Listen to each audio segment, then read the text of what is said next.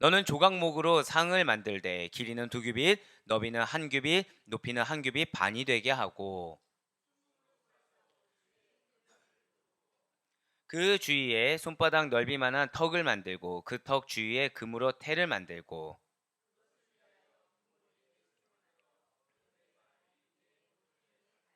턱 곁에 붙이라. 이는 상을 맬 채를 꿰 것이며 또 조각목으로 그 채를 만들고 금으로 싸라. 상을 이것으로 맬 것이니라. 아멘. 할렐루야.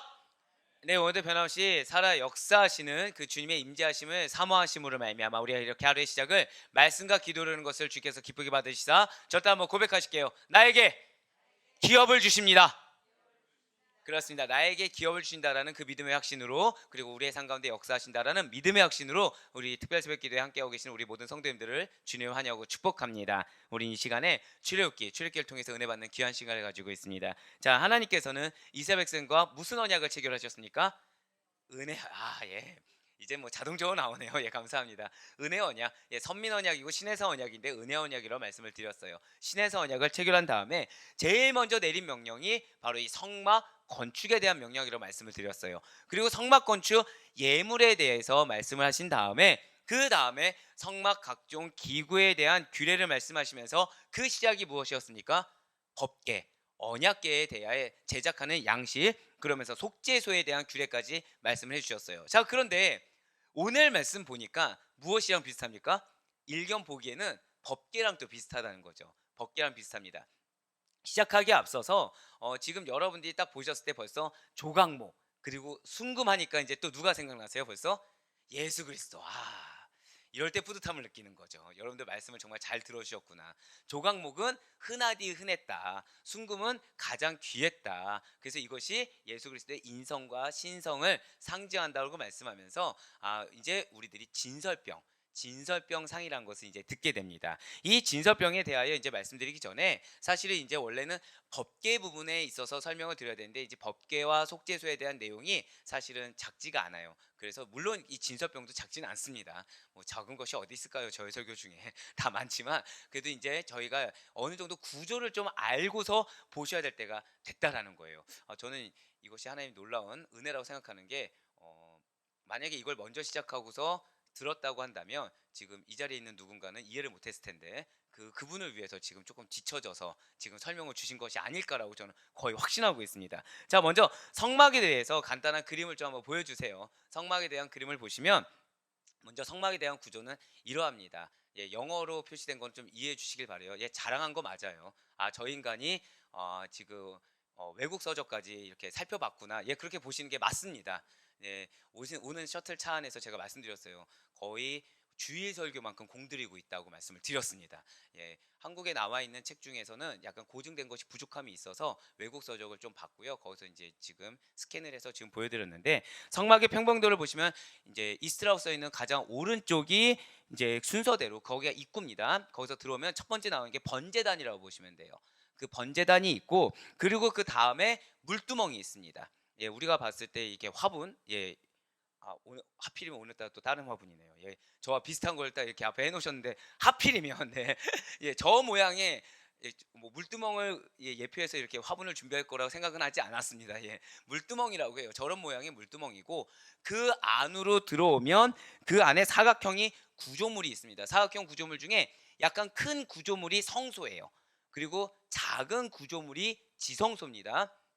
지성소인데 큰 사각형 구조물 안에 들은 것이 진설병상 또는 떡상이라고 하고요. 그리고 등잔대라고도 하고요. 그리고 분향단이 있습니다. 그리고 그 안에 들어가면은 하나가 놓여 있는데 사실 저게 법계이자 속죄소, 법계와 속죄소가 같이 있는 지성소라고 한다라는 것이죠. 자, 이 성소와 지성소의 평면도를 보시면 이제 이러합니다. 자, 넘겨 보시면 입구가 오른편이라고 말씀을 드렸어요. 그래서 이 진설병상의 위치는 성막문에 들어가서 번제단과 물두멍을 지나게 돼요. 그래서 성소 입구에서 안으로 들어다 보았을 때 이제 지성소 휘장 앞에 성소의 오른쪽에 떡상이라고 지금 보여지죠. 저게 진설병상입니다. 왜 진설병상이라고 하는지 좀 이따 설명을 드릴 거예요.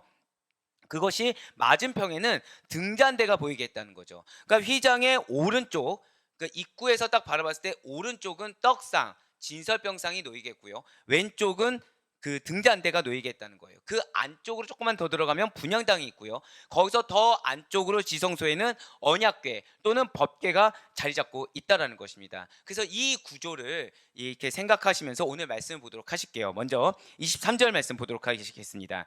너는 조각목으로 상을 만들되 길이는 2규빗, 너비는 1규빗, 높이는 1규빗 반이 되게 하고, 이렇게만 나와 있어요. 지금 진설병상의 크기에 대해서 말씀하고 있습니다. 길이는 2규빗, 너비는 1규빗, 높이는 1규빗 반입니다. 자, 1규빗이 뭐라고 말씀드렸나요? 팔뚝 한 길이, 예, 가운데 손가락 끝까지라고 말씀을 드리면서 대략 1규빗이 뭐 45cm 또는 45.6cm 정도가 된다고 말씀을 드렸습니다.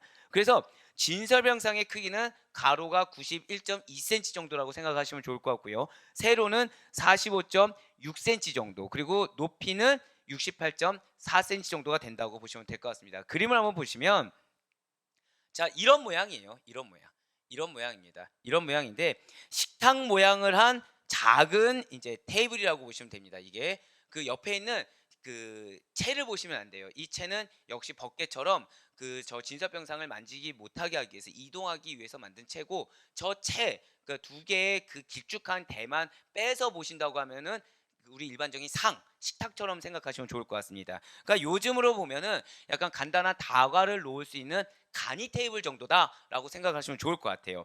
상 위에 지금 여러분들 왜 지금 동그란 거 뭐 여러 개 똑같은 모양의 두 개가 지금 보이시잖아요. 이게 뭐냐면 하나님께 드리는 12지파를 상징하는 12개의 무교병이 놓여 있습니다. 12개의 무교병이 올려져 있고, 이것을 하나님께 진설한다고 해서 이 떡상을 진설병상이다라고 이야기를 한다라는 것이죠. 그래서 내일 진설병상 부속기구를 다룰 때 자세히 설명을 좀 드리겠지만, 이 진설병은 하나님 앞에 버려놓은, 하나님 앞에 진설해 놓은 떡이라고 해서 여호와의 임재를 상징하는 임재의 떡, 저 진설병상을 무엇이라 말한다고요? 임재의 떡이라고도 말을 한다는 거예요. 또한 저 진설병이 두 번째로 의미하는 것은 뭐냐면, 이스라엘이 하나님께 양육을 받았다, 하나님께 이렇게 제공을 받았다라고 해서 하나님께 양육받음의 상징이기도 한다는 거예요. 자, 진설병이 무엇을 의미한다고요? 하나님께 양육받았음을 상징한다고 한다는 거죠. 궁극적으로는 저것을 무엇이라고 말을 하냐? 저 따라 고백하실게요. 생명의 떡. 자, 생명의 떡 하니까 누가 생각나세요? 맞습니다. 예수 그리스도를 또 예표하고 있다는 거예요. 그렇습니다. 이 진설병이라는 것은 성도의 생명을 유지하는 데 있어서 필요한 모든 것을 하나님께서 공급하신다. 자, 저 따라 고백하실게요. 하나님께서 공급하십니다. 이것을 상징한다는 거예요. 자, 진설병상의 의미가 무엇이라고요? 하나님께서 공급하십니다. 하나님께서 우리의 생명을 책임져 주십니다 라는 것을 상징한다는 것이죠. 그렇기 때문에 이 들어가서 진설병상을 보는 이스라엘 백성들, 그리고 오늘날 우리가 진설병상에 대해서 말씀을 접하고 듣는 우리들은 무엇을 생각해야 되냐면, 아, 우리의 생명이 하나님께 달려있다, 우리의 모든 살아가는 원동력이 하나님께 있다, 하나님께서 우리에게 은혜를 공급해 주십니다 라는 것을 잊지 않으면서 절대 고백하실게요. 주님을 위해서 그렇게 결단할 수 있어야 된다는 거예요. 아, 이것을 보면서, 아, 하나님께서 이렇게 우리의 삶 가운데 임재하시지, 하나님께서 우리에게 이렇게 모든 것을 제공하시지, 아, 내가 주님을 위해서 살아야겠다라고 하는 결단의 도구가 된다는 거예요. 그러면서 24절 말씀 한번 보시길 바랍니다. 24절 말씀 보시면, 순금으로 싸고 주위에 금태를 두르고, 지금 아까 그 상을, 자, 조각목으로 만든다고 말씀을 드렸어요. 가장 흔하디 흔한. 근데 그 조각목을 만든 것을 순금으로 싸라는 것입니다. 그리고 주위에 금태를 두라고 지금 말씀하신다라는 거예요. 자, 그러면 이 진설병상이 지금 굉장히 평범한 것처럼 보입니까? 귀한 것처럼 보입니까? 귀한 것처럼 보여지죠. 자, 보통의 평범한 상이 아니라 마치 귀한 손님을 대접할 때나 사용될 만한 그러한 상으로 만든 것을 우리가 유추할 수가 있다는 거예요. 왜냐하면 당시의 고대 중근동의 유목민들, 그 당시의 사람들이 살아가는 삶의 터전을 이렇게 보면 먹을 때 상이 없습니다. 먹을 때 상이 없고, 뭐 이렇게 번듯한 상에 음식을 놓고 먹지 않는다라는 거예요. 뭐 어떻게 먹냐면 짐승의 가죽을 그냥 땅에 펼쳐 놓습니다. 왜 우리가 소풍 가면 돗자리 펼쳐 놓잖아요. 그렇듯이 짐승의 가죽을 땅에 펼쳐놓고 그 위에 그냥 먹을 음식을 놓고서 손으로 먹는다는 거죠. 이게 당시의 식습관이라는 거예요. 그러니 이러한 당시의 문화와 식습관에 비추어 볼 때 성소 안에 금장으로 둘러싼 상을 두었다는 것 그 자체만으로도 이미 최고의 존경과 경애를 표하는 의미를 두고 있다. 그런 의미를 표하고 있다라고 우리가 볼 수가 있다는 것이죠. 그렇다고 한다면 좋아요. 왜 성막 안에 이렇게 그 상을, 그것도 이렇게 좋은 고귀하고도 가치 있는 상, 정말 이게 귀한 손님을 대접할 때나 놓을 수 있는 그러한 상을 그렇게 놓게 된 것입니까? 자, 이렇게 식탁을 함께 한다, 식탁을 놓고 같이 떡을 뗀다라는 것은 하나님께서 당신의 백성들과 깊은 사랑을 나누고 화목한 교제를 나누시겠다라는 의미가 담겨 있기 때문이라는 거죠. 자, 성소에서 무엇을 나누시겠다고요? 절 따라 고백하실게요. 교제. 그렇습니다. 이걸 기억하셔야 돼요. 성소에서 하나님께서 우리들과 교제를 나누시길 원하신다는 거죠. 성소에서. 그래서 이 들어오기 전에 왜 우리가 그 성소에 맨 처음에 뭐가 있었습니까? 번제단이, 성막에 번제단이 있었죠. 번제단, 제물을 바치는 거예요. 제물을 바치고 물두멍으로 손을 씻는 겁니다. 그 피를 씻어야 돼요. 그 다음에 성소에 들어와서 하나님과 교제할 수 있는 권리를 갖게, 권한을 갖게 되는 거죠. 그러니까 하나님과 우리가 교제하기를 원하신다라는 거예요. 그런데 그 하나님이 어떤 분이십니까? 굉장히 귀한 손님이라는 거죠. 이 땅에서 우리가 높여드릴 수 있는 가장 고귀한 가치를 가지고 그분을 대접한다라는 거예요. 이에 대해서 사도 요한은 요한계시록 3장 20절 말씀을 통해 더불어 먹는다, 이렇게 더불어 교제한다라는 그 의미가 어떠한 것인지 우리로 하여금 알게 해준다라는 것이죠. 바로 요한계시록 3장 20절의 말씀입니다. 볼지어다 내가 문 밖에 서서 두드리노니 누구든지 내 음성을 듣고 문을 열면 내가 그에게로 들어가 그와 더불어 먹고 그는 나와 더불어 먹으리라. 아멘. 자, 이 말씀이 이전에 나왔습니까? 안 나왔습니까? 나왔었죠. 이전에 뭐에 포커스가 있었나요? 문을 두드리다에 포커스가 있었다면 이 진설병상에 있어서만큼은 두드리다가 아니라 더불어 먹는다, 여기에 포커싱이 있다는 거예요. 이렇게 더불어 먹는다, 즉 함께 음식을 나눈다라는 것은 고대로부터 지금에 이르기까지 절 따라 고백하실게요. 화해, 친밀감, 신뢰, 이 세 가지 의미가 담겨 있다는 거예요. 화해의 의미, 친밀감의 의미, 신뢰의 표시가 담겨 있다는 것이죠. 자, 바로 그러한 점에서 이런 것을 염두에 두고 예수 그리스도께서는 세리와 죄인들 그리고 창기들과 함께 식사를 하신 거예요. 너와 나는 화해한 관계야. 그러니까 너의 상처를 내가 보듬어 줬어. 난 너와 친해. 그리고 너와 나는 서로 신뢰를 주고받을 수 있는 친밀한 관계야. 그런 의미를 담아서 함께 식사하셨고, 이러한 파격적인 행동의 결과로 말미암아 예수님께서 세리와 죄인들의 친구다라고 불려지기까지 했다라는 거예요. 그렇습니다. 요한계시록 3장 20절에서 말씀하고 있는 더불어 먹으리라 역시 마찬가지라는 거죠. 즉 이것은 무엇이겠습니까? 예수 그리스도와 더불어서 절 따라 고백하실게요. 친밀한 영적 교제, 그것을 의미하고 있다는 거예요. 예수 그리스도와 더불어 친밀한 영적 교제를 하고 있다. 결국 진설병상은 무엇입니까?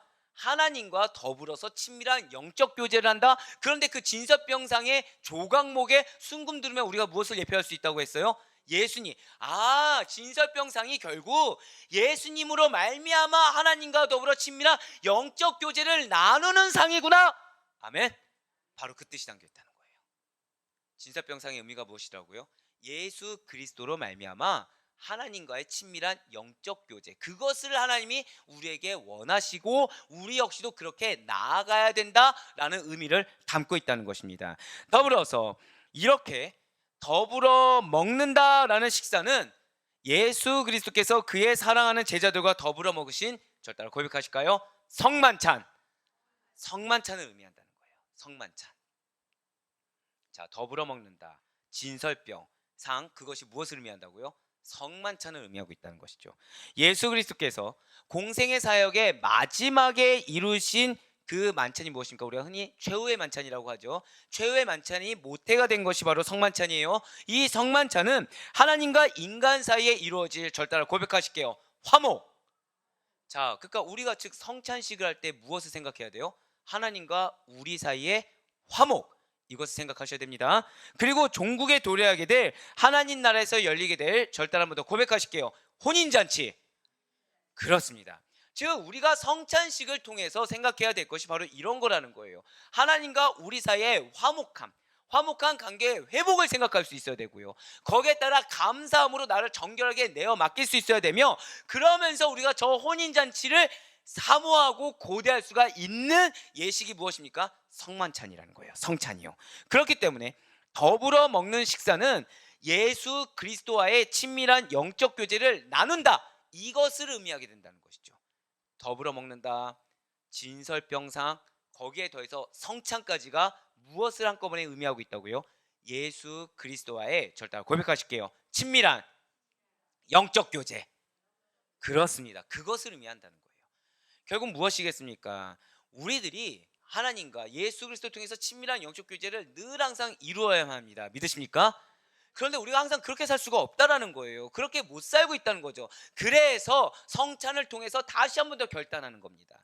그래서 이 진설병상에 대한 메시지 드리마다 다시 한 번 더 결단하는 거예요. 하나님과 대면대면한 일방통행의 그런 교제가 아니라 친밀한 영적 교제.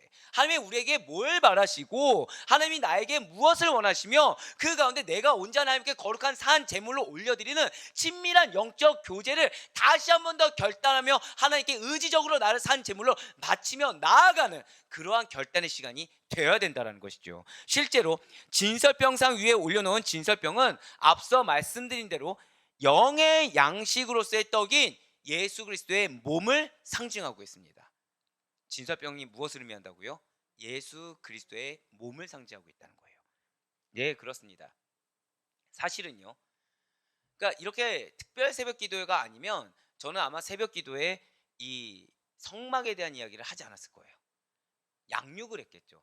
왜냐하면 구약의 성막 제작 규례를 통해서 우리가 지금 계속해서 반복적으로 누구를 발견하고 있나요? 예수님을 발견하고 있다는 거예요. 그러니까 곳곳마다 예수님이 다 들어있습니다. 곳곳마다 우리가 지금 현대 시대에서 예배 형식이라든지 성찬이라든지 세례라든지 그 의미가 다 담겨 있어요. 거기에 다 담겨 있어요. 각각의 기구들이 갖는 구속사적인 의미가 상당히 깊다라는 것이죠. 그래서 사실은 성경의 내용 중에 구약이 되었든 신약이 되었든 예수 그리스도 중심의 은혜가 되지 않는 부분이 전혀 없다라는 거예요. 그러니까 전혀 예수 그리스도를 배제하고 기록된 것이 하나도 없다라는 거죠. 이 땅의 삶을 살아가는 우리들에게 있어 적용될 만한 은혜의 초소들이 다 예비되어 있다는 것입니다. 그런데 간혹 가다가 조금 쉽게 느껴지는 어떤 시편이나 잠언 또는 신약 중심으로 성경을 읽고 적용하는 분들이 계세요. 그래서는 안 된다라는 것이죠. 구원받은 백성이라고 한다면 하나님의 말씀인 이 성경에 대해서, 신구약에 대해서 반드시 절대 고백하실게요. 균형 있게.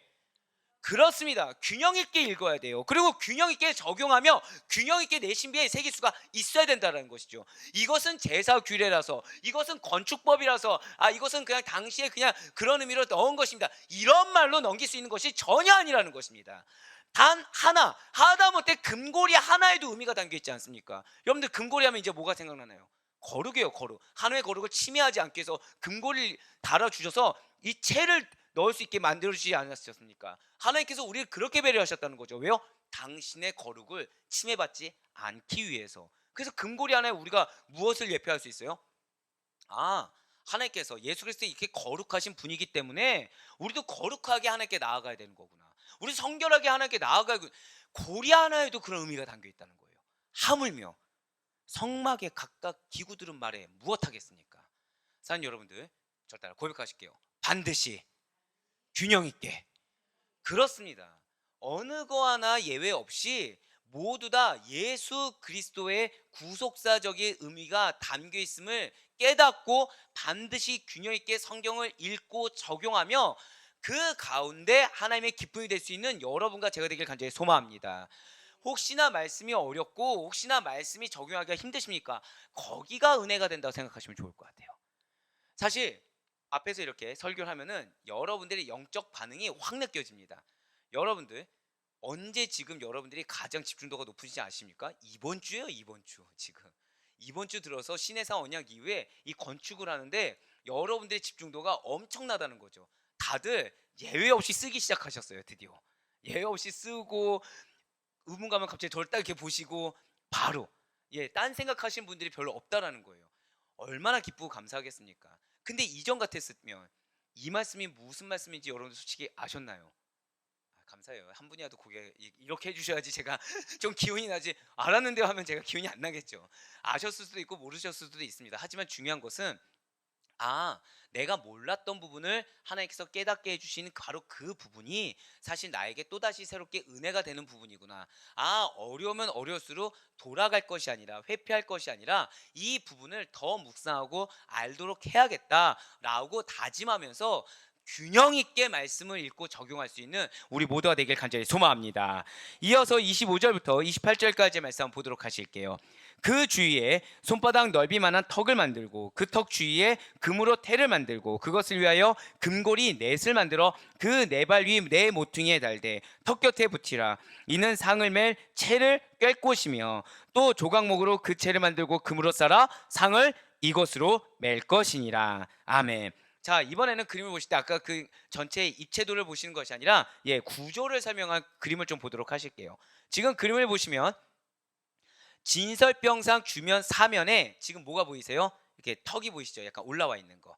여러분들 왜 쟁반 중에서 약간 올라와 있는 거 있잖아요. 하다못해 안에 물이 쏟아져도 물이 밖으로 안 나가는 그런 손바닥 넓이의 턱을 만들고 턱 주위에 지금 금태를 두른 것이 보이실 것입니다. 금태.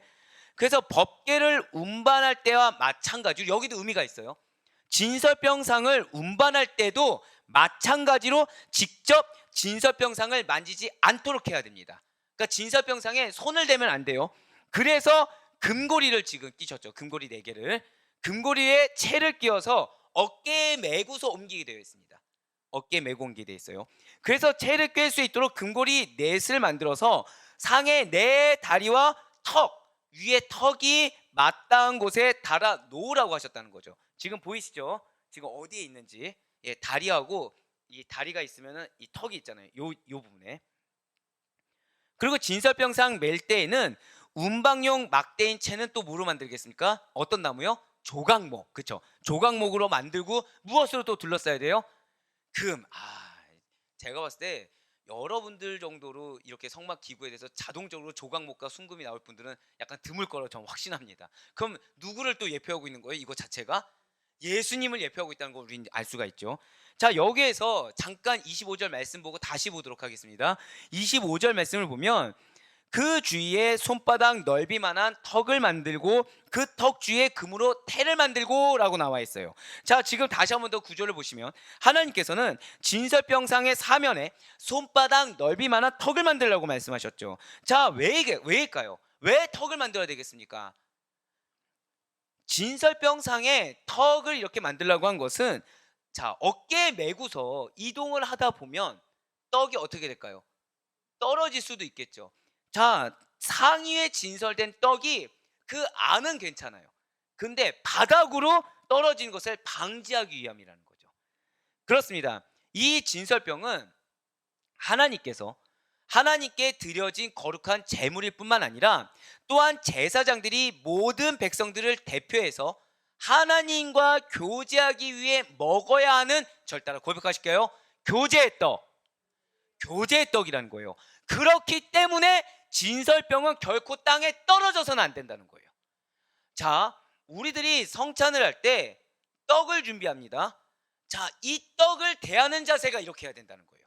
자, 절 따라 고백하실게요. 교제의 떡. 그거를 기억해야 된다는 거예요. 그거를. 그러니까 이 떡을 막 어떨 때는 그러니까 간혹가다 이제 교회 사정 때문에 카스테라를 하시거나 그런 것들도 있어요. 근데 함부로 막 이렇게 떨어진 거 막 줍고 이렇게 올리고 절대 안 된다는 것입니다. 이 떡이 무슨 떡을 의미하고 있다고요? 그러니까 예수 그리스도의 몸을 예표할 뿐만 아니라 이 떡을 통해서 우리는 하나님과 교제하는 어떤 떡이라고요? 교제의 떡이라는 의미를 담고 있다는 거죠. 그렇기 때문에 진설병은 결단코 땅에 떨어져서는 안 된다라는 거예요.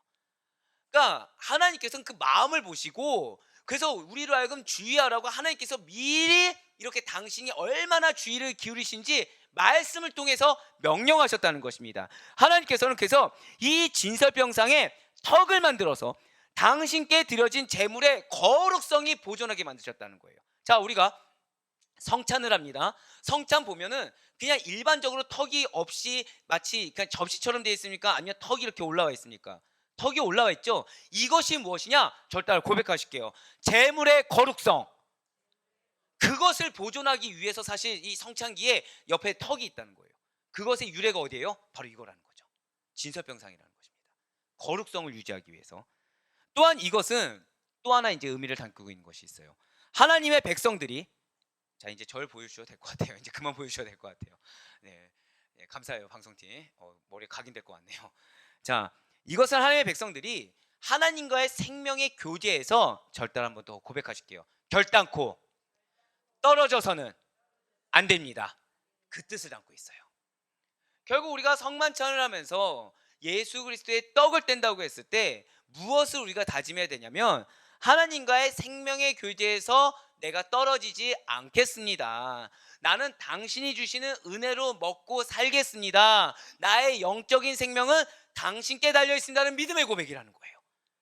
떡을 뗄 때 무엇이라고요? 생명의 교제. 그 떡이 무엇이라고요? 교제의 떡.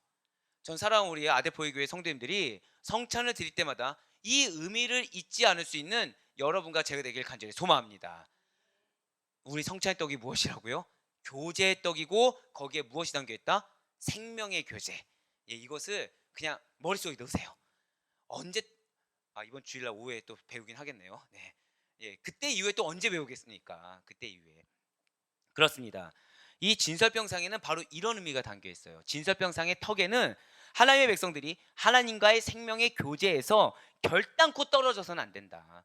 이 생명의 교제를 반드시 이루어야 된다라는 사실을 교훈하고 있다는 것이죠. 그렇습니다. 하나님의 백성은 하나님과의 그러한 생명의 교제에서 떨어지게 되면 하나님께서 공급해 주시는 영의 양식을 더 이상 공급받을 수가 없어요. 더럽혀져 있으니까 다시 먹을 수가 없겠죠. 그렇기 때문에 영적인 생명을 유지할 수가 없다는 것입니다. 예수님께서는 이러한 사실, 바로 이 사실을 요한복음 15장에서 포도나무 비유로 잘 설명해 주고 있는 거예요.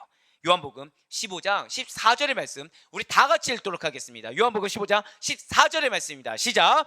내 안에 거하라 나도 너희 안에 거하리라. 가지가 포도나무에 붙어있지 아니하면 스스로 열매를 맺을 수 없음 같이 너희도 내 안에 있지 아니하면 그러하리라. 아멘.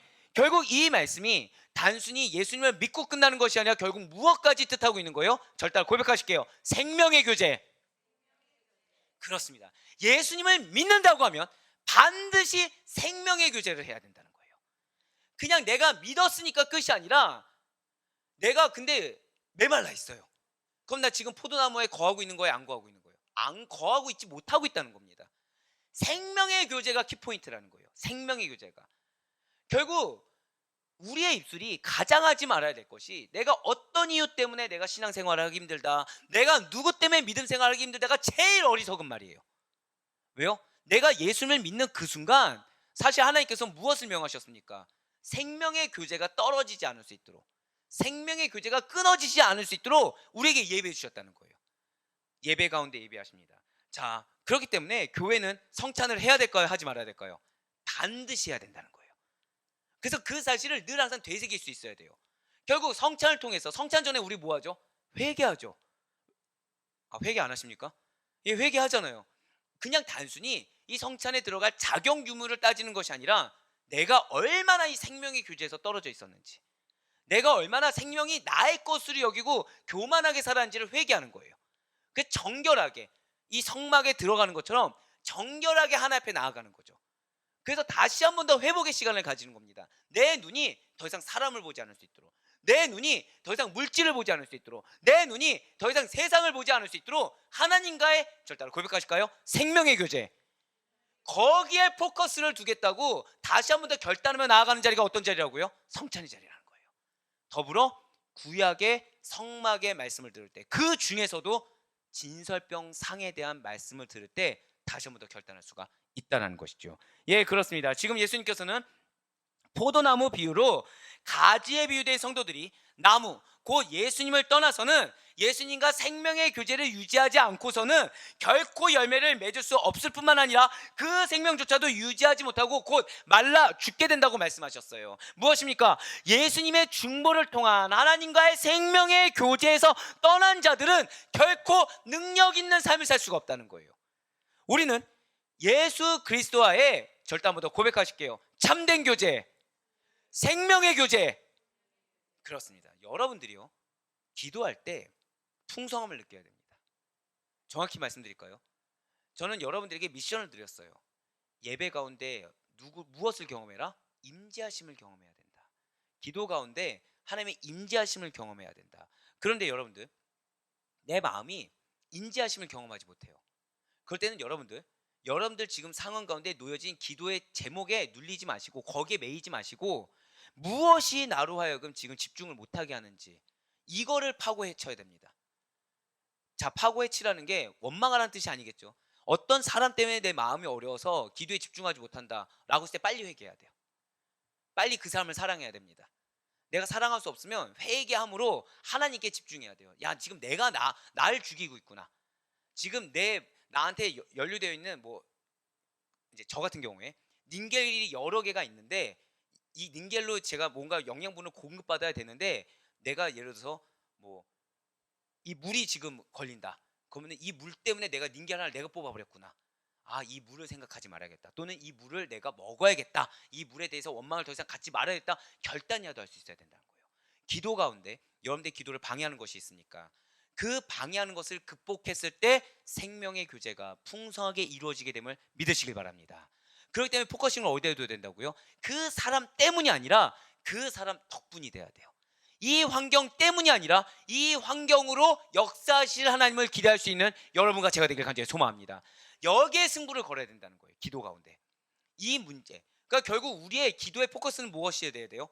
메말라 있어서는 안 됩니다. 중원부원해서는 안 돼요.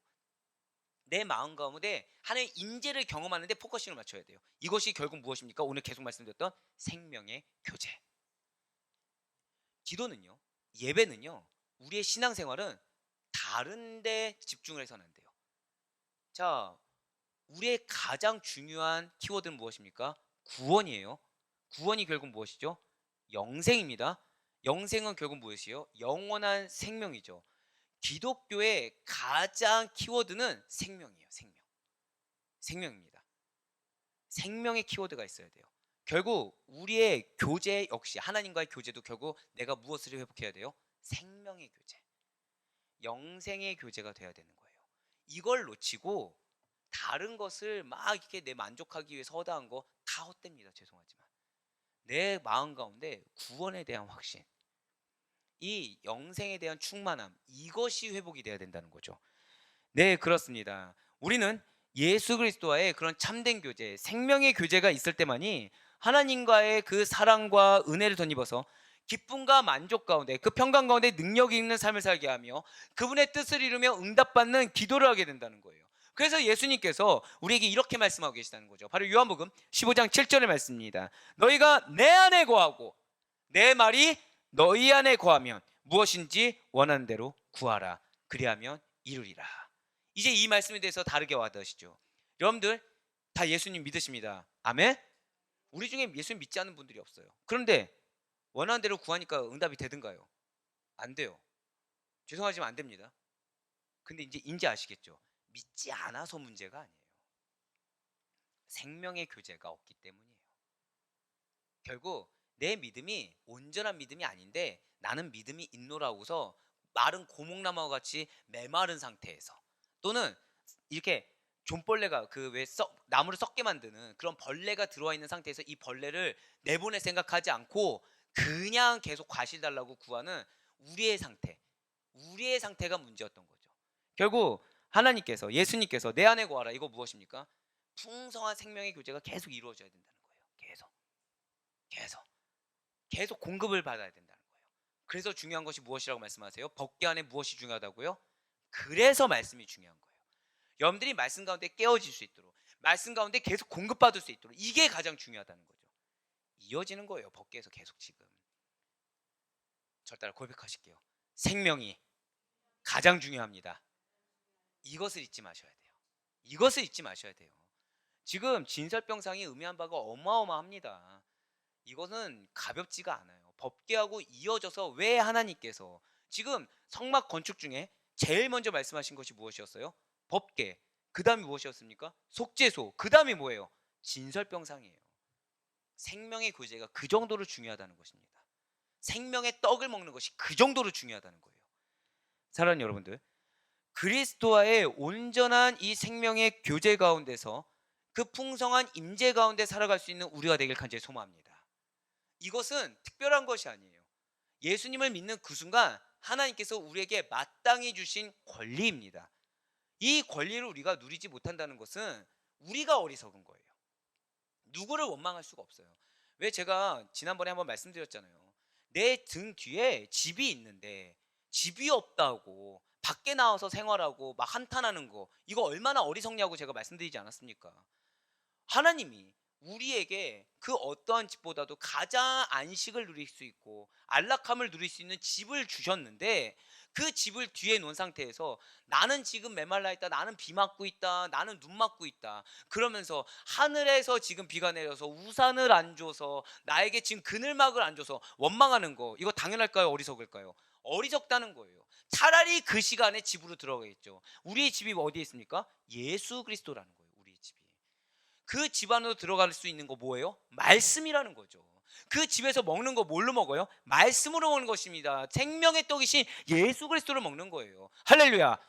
이미 그것이 우리에게 허락되었음을 믿는 믿음으로 말미암아 생명의 교제, 예수님과의 그 풍성한 임재하심에 포커싱을 두며 승부를 걸 수 있는 우리가 될 수 있길 간절히 소망합니다. 어제 하나님이 약속해 주셨잖아요. 나머지는 따라오는 거라고. 법계에서 말씀하지 않으셨습니까? 나머지는 따라오는 거라고. 여기서 의심하는 건 또 뭐예요?